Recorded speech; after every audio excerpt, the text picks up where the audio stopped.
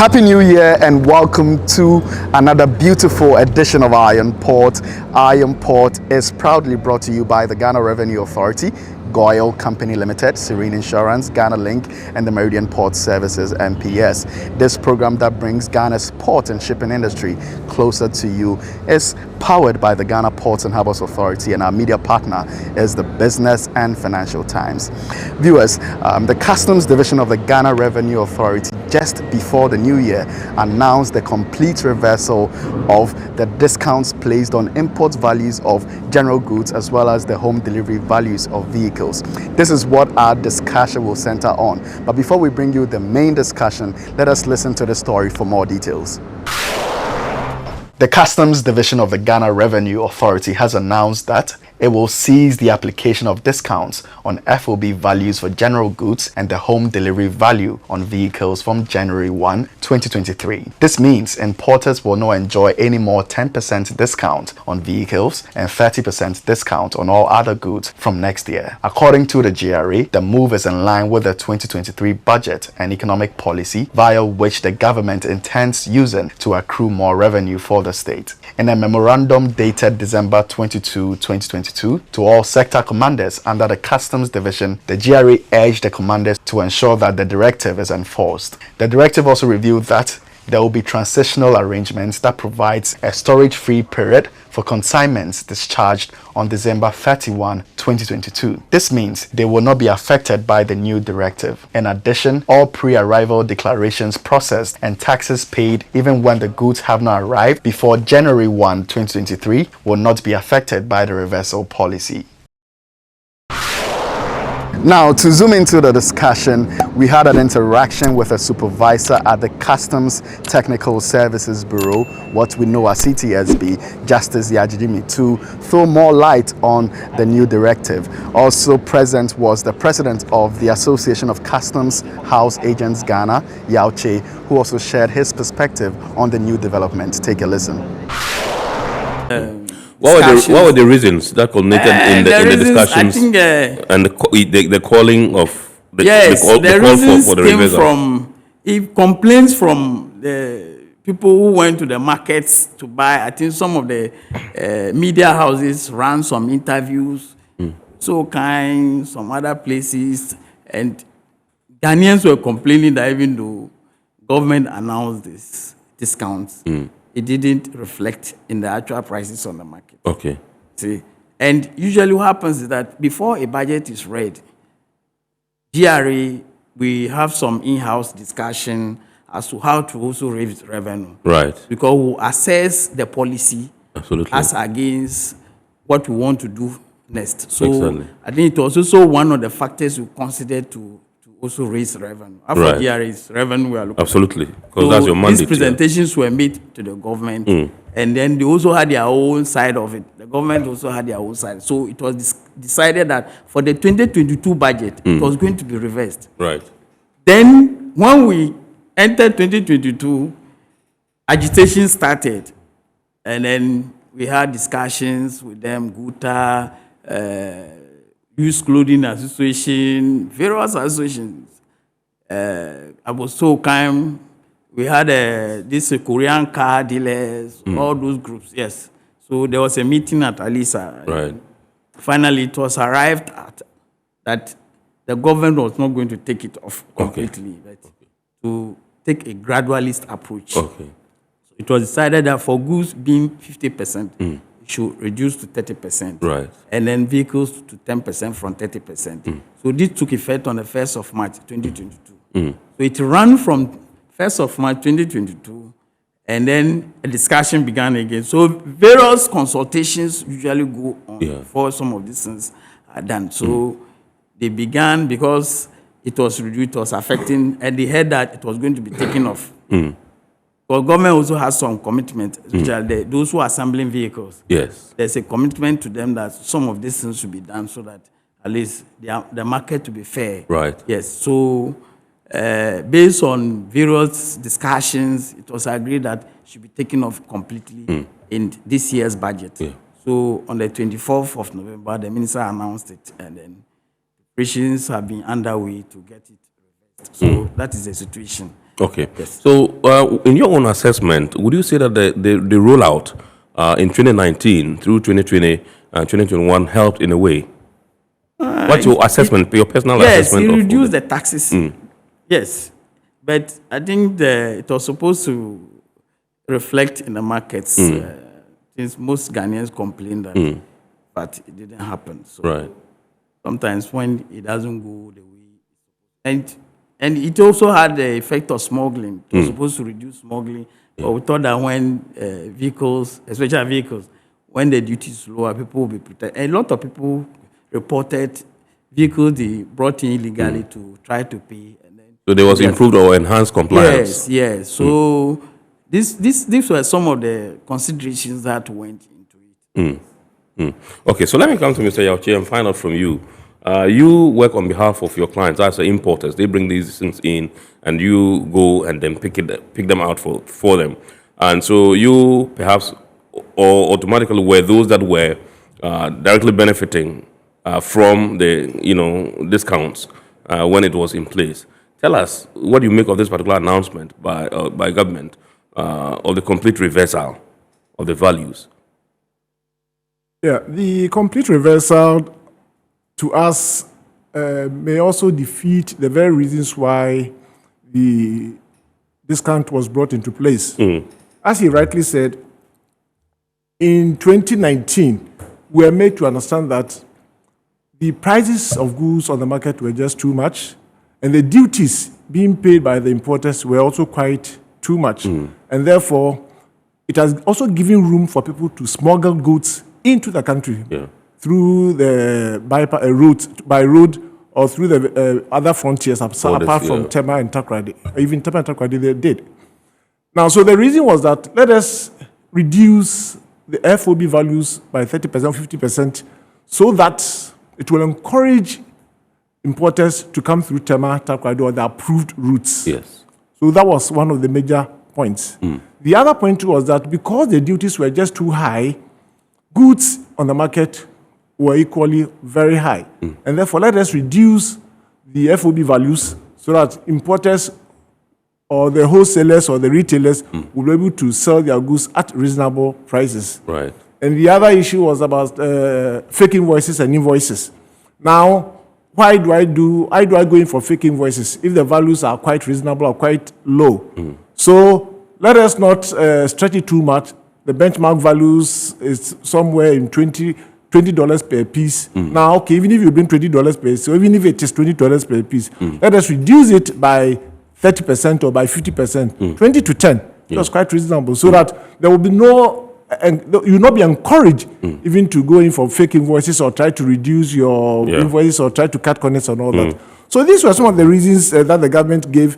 And at the end of the day, we expect facilitation of trade if things have been made reasonable for the importers. But the issue is that, as you rightly again said, on the market, where the reduction reflecting on the price of goods, the popular answer was about no.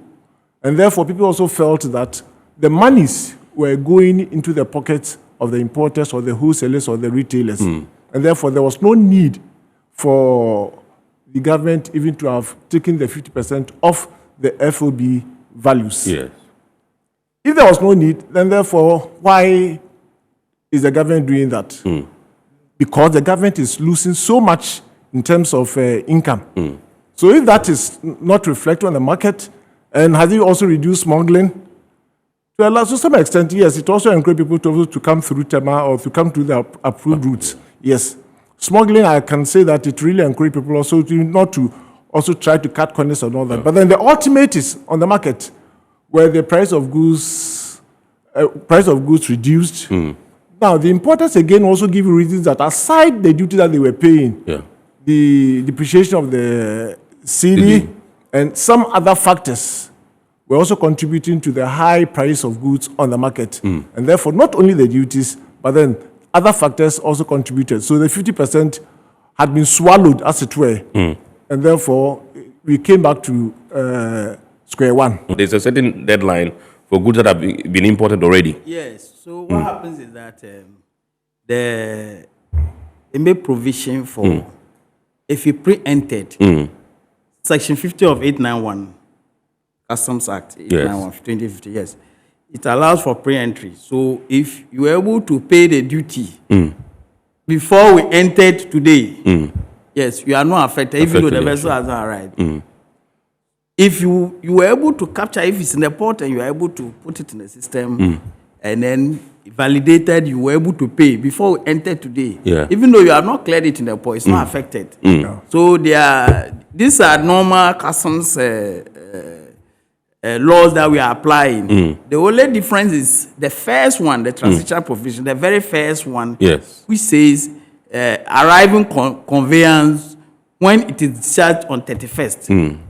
The intention was that, usually it will not be somebody's fault if he discharges, a vessel arrives and discharges on Sunday, which we don't work. So it was just meant to be fair, to allow the people to, so they arrived before it took effect. So in any case, we should allow them to process it without the effect of the reversal. So that was the intention with that. That. So those vessels which arrived yesterday, and then they discharged, but for no fault of theirs, couldn't go through the customs procedure to clear. Even though some of them may be willing to do it. Yes. So, Mr. Yauchi, let me come to you and find out from you whether this information has been passed across to your clients since the announcement was made. Have you made contact with your clients and told them that this is what's happening, and so perhaps you would have to pay more than usual? Yes, we have also. And how are they taking it? Well, we've sent the messages through the various platforms that we have. We've called them individually and informed them. We've sent notices to them. And I think in the papers, we've also seen glimpses of it in the papers on various portals. How are they taking it? They are not taking it lightly. They are not happy with it. And we realized that all of a sudden on Thursday and Friday, everybody was trying to pay off the duties. Some vessels that were even expected by the end to escape the yesterday. Okay. So it tells you how much they cherish the 30% discount. Yes, some of them, the vessels were even arriving in late January this month, but then they've all paid their duties off. So it tells you how much they cherish. Now the complaint that they are making is that it will also disturb them on the market. Now they've made provision for selling goods with the 30% in mind, but then all of a sudden they've been asked that we are removing the 30% discount, and therefore you need to also sit down and revise the prices. Coupled with the fact that the uncertainties are surrounding the depreciation of the city. Now I understand it's also started going up again. And the high cost of doing business at the port, shipping line charges and all that. And the general economic trend that we find ourselves in this country. So the potential is that it may affect prices of goods on the market, and the importers are not too happy with that. All right, that's all we have today on the complete reversal of the discount policy. Now let us hear from you on your comments, questions pertaining to this particular subject. After we go on break, we'll be back with more news. Stay tuned. My name is Nanao Pam from Nsukwao, Koforidua. Why is it that customs are not using the Bank of Ghana dollar rate in charging duties, but their own? Hi Nanao Pam. The official from customs says the rate used by his outfit is the Bank of Ghana exchange rate, which is a requirement of the World Trade Organization. This one is from Clifford Ansu, the General Secretary of the Vehicle Assets Dealers Union of Ghana. He said, prices of vehicles were not reduced, though 30% benchmark was given. The reasons were that new taxes were introduced to replace the 30% discount. Example, COVID-19 tax, Ghana Health Levy, network charges on almost every tax component on paper. Also 2.5% on special import levy was increased. The complete reversal of the discount policy would definitely lead to increment of prices on the market. Hi Clifford. Our official from Customs said, among the list of taxes you mentioned, it is only the COVID-19 tax that was introduced during the implementation of the discount policy, so you may have to get your facts right. Every now and again, Goil makes good things happen. This time, Goil has introduced Super XP Ron 95, a higher grade fuel loaded with additives and yet sold at the same price as normal fuel. Go Super XP Run 95 enhances engine performance like never before. It maintains the engine by keeping it clean from carbon deposits. Go Super XP Run 95 is designed to burn slowly and thus improves fuel economy, making you save money after several kilometers. Go Super XP Run 95 gives you a smooth driving experience that is less vibrations. Fill up with Go Super XP Run 95. Now there's no need to pay more for any higher grade fuel. Goil has that sorted. Goil, good energy. Electricity, then pay your taxes. Our taxes, our future. Because you see, without our taxes, we wouldn't have good roads, good schools, better hospitals, street lights, and other very important social amenities. When we pay our taxes, we give our children free and quality education. Talga, my money too small. Why should I pay my tax? Look, small. Salifo, it doesn't matter how small or big your business or income is. You still have to pay your taxes. The little taxes from each and every one of us, when put together, could give your community clean water or that deprived school with tables and chairs. Please pay your taxes. It is your responsibility. It is your civic duty. It is the law. Impressive factory. If only I had listened to you, I wouldn't have been in this mess. That devastating fire virtually wiped out the whole factory and my warehouse. Remember my misfortunes last year? Serene Insurance Asset All Risk Fire policy that I took were there to pay for my damaged stocks in the warehouse. And my machines that were affected by the floods have been replaced. My accident vehicle is back on the road thanks to Serene Insurance Motor Policy. Currently, my goods are on the IC, covered with their marine cargo insurance policy. I was just telling Ajima about Serene Insurance. Oh, Ajima, tell him more. As a road contractor, I make sure I do my contractors all risk insurance for the projects and then workers' compensation for all the workers on site. With Serene Insurance, they will make sure they will cover your unknown tomorrow today. Serene Insurance, a new face of insurance. Call us now.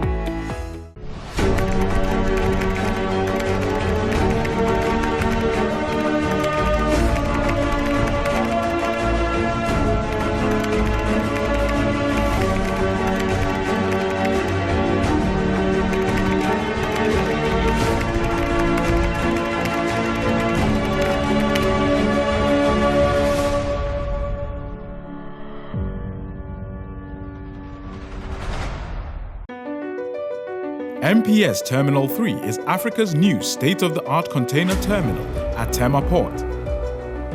For manufacturers, agro-processors and traders, the new port means business can be done faster. This infrastructure boost will improve Ghana's port handling capacity, connect more trading routes, and oil the engine of growth for the economy, creating greater opportunities across all sectors as Africa's markets merge and become the largest trading bloc globally. MPS, we connect, you thrive. Welcome back from the break. Now let us take a few local stories that happen in this particular industry. Meridian Port Services Limited, MPS, operators of the world-class Terminal 3 at the Port of Tema, has continued to demonstrate its interest in the social, environmental sustainability of the community in which it operates. The terminal operator has over the years built and operated a modern port facility that allows Ghana to be a transshipment hub in the global shipping industry, with its trickle-down effect on the local economy.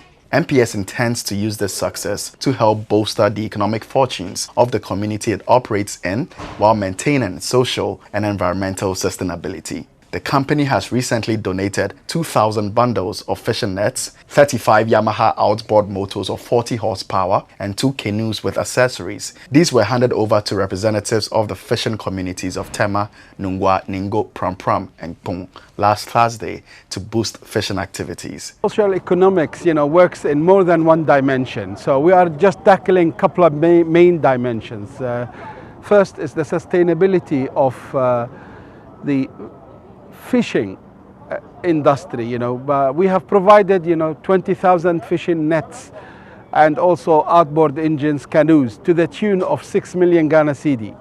This goes directly into the fishing community to sustain them and make them, more competitive, are able, etc., etc. MPS has also begun preparations to launch the Alternative Livelihood Project to help cater for the future generation within these communities. But what is important is their children, the job creation for the children and the generation to come, because the children will not all go to follow their fathers. One or two will, but the rest, what about them? So the livelihood, and the development of others, we have to create venues and opportunities. And the port in itself, Meridian Port Services or Ghana Ports and Harbour, Tema Port in itself is an economic infrastructure. But certainly we want to create the infrastructure, the connectivity for other businesses also, to employ other people, that is the indirect effect, which is really crucial. And the Chief Executive Officer of Meridian Port Services, Mohammed Samara, also touched on the MPS sea turtle hatchery intended to rescue endangered species and promote biodiversity. The turtles serve a role in nature. First, you have the type which are acting like a grass mower. They eat all the grass, which creates a new grass, which creates also new habitat for fish to thrive on. The others, they eat the jellyfish, and actually we are in the jellyfish season at the moment. And the jellyfish eats the young fish, so basically it's competing with man for the fisheries. But the leatherback turtle keeps that on check, so basically reduces their quantity.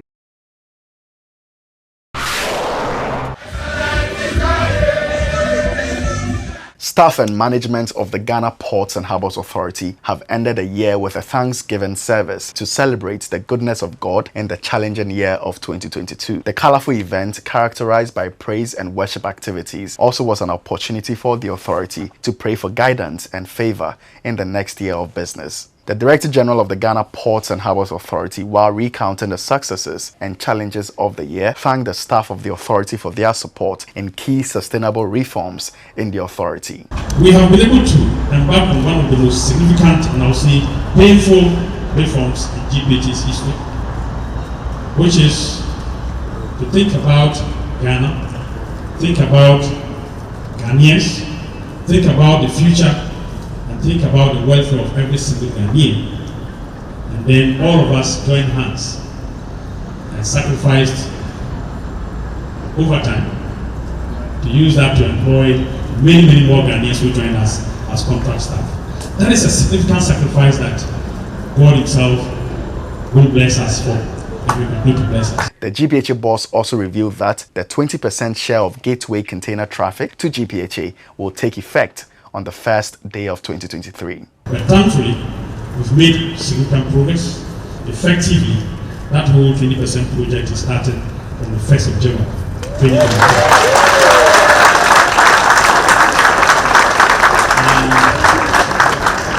And trust me, that journey certainly wouldn't have been possible without you, the employees of GPHA. Michael Ugoje also touched on developmental projects expected to bring a boost to Ghana's fortunes in the shipping industry. Our dry bulk jetty is fully equipped with modern container systems that was commissioned by the President. And that project, which was also meant actually to be a concession to private sector, did not work out as expected. The GPHA workers challenged themselves and said, we should be able to do it ourselves. We took up the challenge. Government agreed that we should invest in that modern facility, which we did. And so far, GPHA workers are 100% manning that facility. Test plan was successful. And that has encouraged us. When we had the opportunity during the commissioning to speak with Mr. President, we told him that the oil and gas services terminal, which is also whose construction has also started, we want it to also be fully completed and 100% operated by GPHA staff.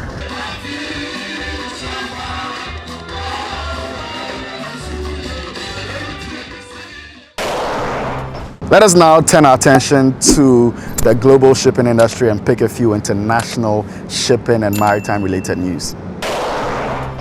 The administration of Italian Prime Minister Giorgia Meloni has agreed to a new port of refuge policy for migrant rescue vessels, which has been a long-time thorn in the side for Italy's political right. The cabinet's decree requires vessels to ask for a port of refuge and sail to it without delay after carrying out the rescue. This is a change from the current practice, which historically these operators stay on station for several days after their first rescue of the voyage, collecting survivors from additional rafts until full. The new requirement will force rescue vessels to return to port after each individual rescue, which will have the overall effect of lowering capacity in the migration zone. In addition, the crew of the rescue vessel must inform survivors that they can apply for asylum in any EU member state, not just in Italy. Violations of the new policies come with a fine of up to $50,000, and repeat offenders risk the confiscation of their vessels. The port of Lisbon, one of Europe's busiest ports, is under cyber attack, with reports indicating that the criminals are threatening to release confidential port financial information unless their ransom demands are met. According to online news platform The Maritime Executive, the Port Authority confirmed that it was attacked on Christmas Day, but also confirmed that it has been able to continue operations. According to reports from the German news outlet Deutsche Welle, the European Commission is considering a ban on Filipino seafarers working on ships flagged in the European Union. According to the newspaper, this will be due to what is considered years of substandard maritime training for Filipino seafarers failing to meet the international standards for maritime safety. If the EU follows through on this ban, it could be a devastating blow to one of the leading professions for Filipinos.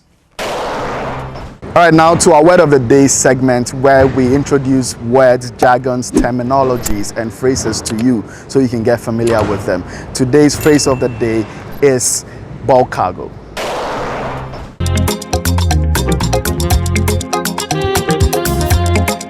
Bulk cargo is commodity cargo that is transported and packed in large quantities. These cargoes are usually dropped or poured as liquid or solid into a bulk carrier's hold. Examples of bulk cargo are grain, seed, coal, and iron ore.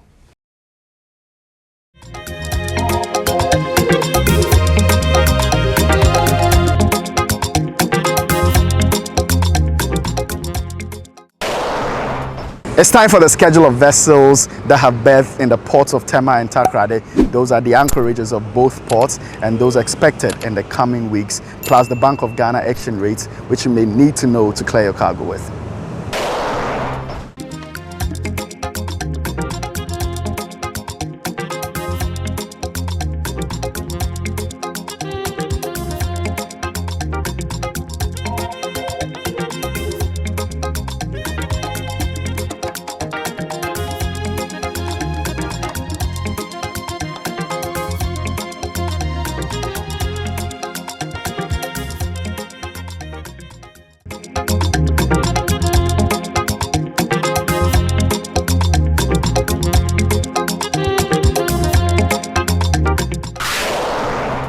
This brings us to the close of this New Year edition of Iron Pot. We hope you've been informed and educated. Remember, you can watch all Iron Pot content on our YouTube channel, Iron Pot. Subscribe, like, and give us feedback. Thank you for watching.